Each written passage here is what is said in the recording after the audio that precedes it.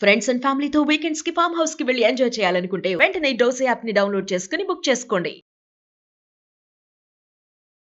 నమస్తే రమ్గారు. నమస్తే జయ. ఏదైనా మంచి స్టోరీ చెప్తారా? మాయహారం కథ చెప్తాం. పూర్వం రామాపురంలో రామం అని ఒక ఆయన ఉండేవాడు. అయితే ఒక పేదంటి పిల్లని మీనాక్షిని పెళ్లి చేసుకున్నాడు. పెళ్ళి అయింది, కొంతకాలం సంతానం అది కలిగారు. ఇది సామాన్యమైన కుటుంబం. అయితే చాలా కాలం ఈ అమ్మాయి పుట్టింటికి వెళ్ళాల. ఆ పుట్టిన ఊళ్ళో ఇది ఎత్తుతారు కదా, బొడ్రాయి ఎత్తి పెద్ద ఉత్సవాలు చేస్తారు.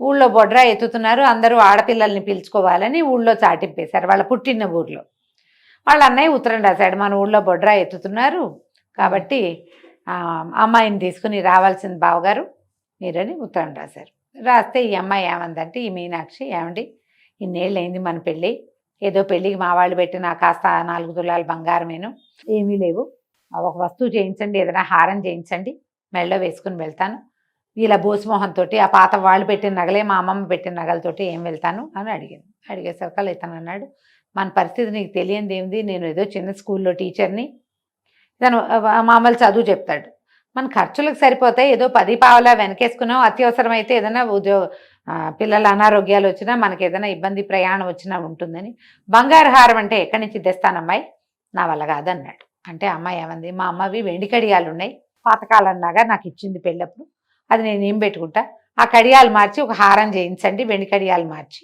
అని చెప్పేసరికల్లా సరేనని అడిగిన.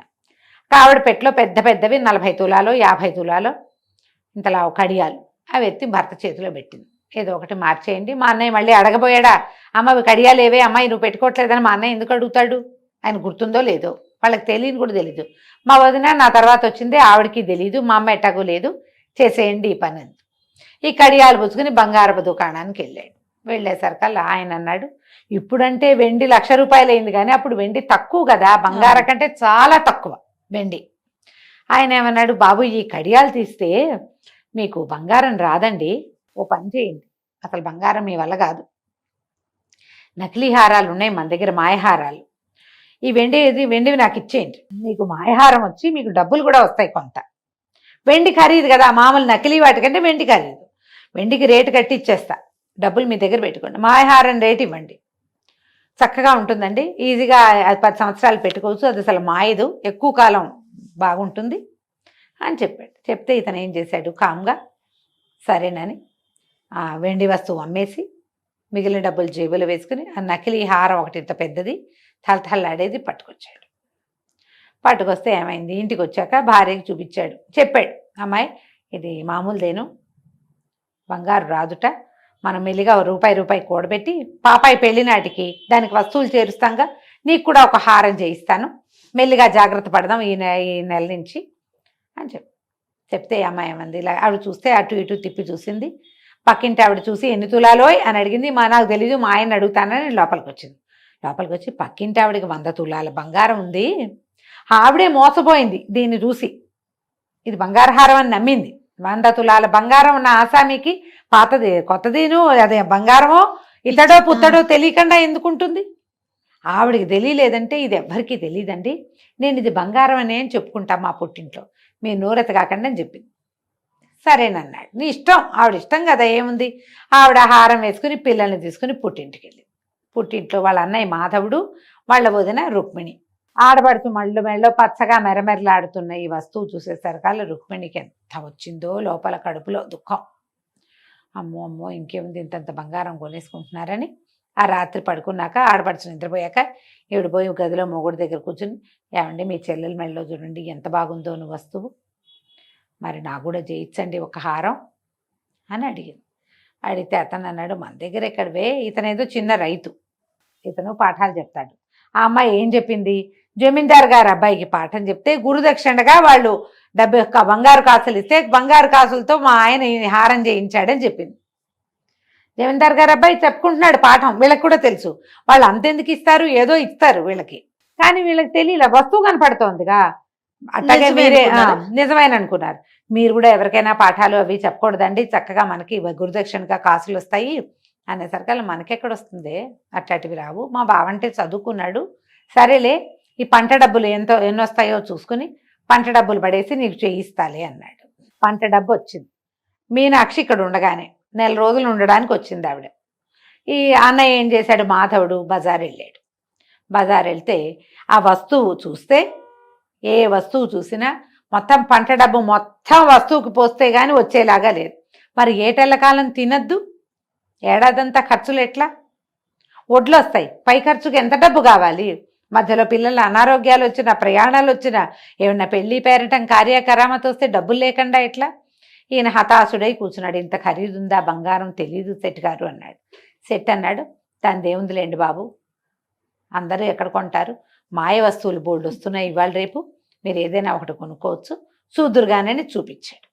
చూపించేసరికి ఏముంది, ఏదైతే ఈ అమ్మాయి దగ్గర మీనాక్షి దగ్గర హారం ఉందో డిట్టో అలాంటి హారం ఒకటి ఇక్కడ కనపడింది.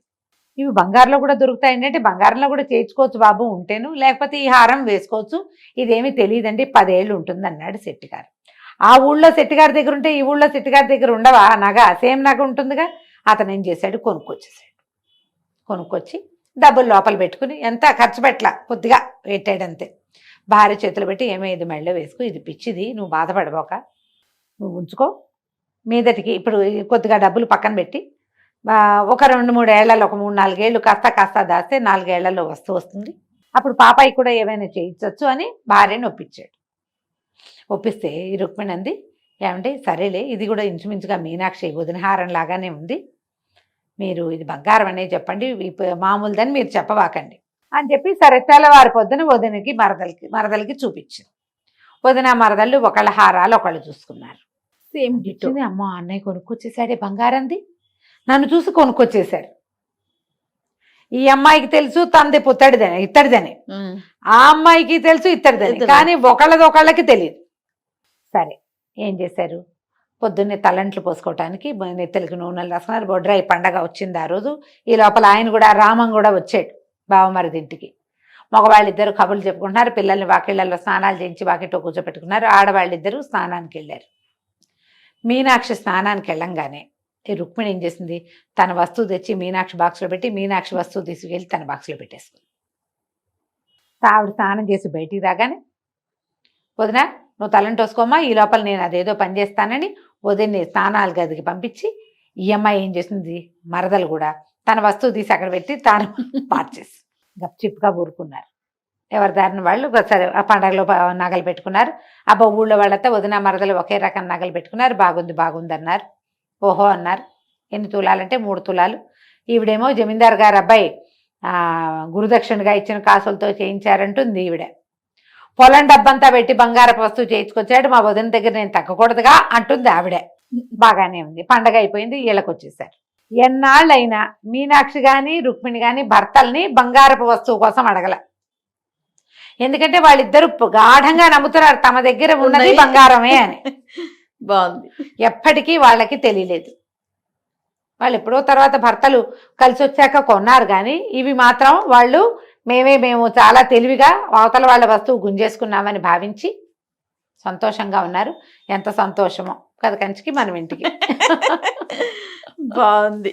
ఆ రోజులు కాబట్టి. అదే ఈ రోజు అయితే వెంటనే గోల్డ్ షాప్కి వెళ్ళి ఎంత వెయిట్ ఉంది, ప్యూరిటీ ఏమిటి, స్టోన్స్ కి ఎంత, ప్యూరిటీ ఏమిటి, ఎంత ప్యూరిటీ కనుక్కునే వాళ్ళం. అదే అంతే కదా రమ్మగారు. నమస్తే అండి. నమస్తే.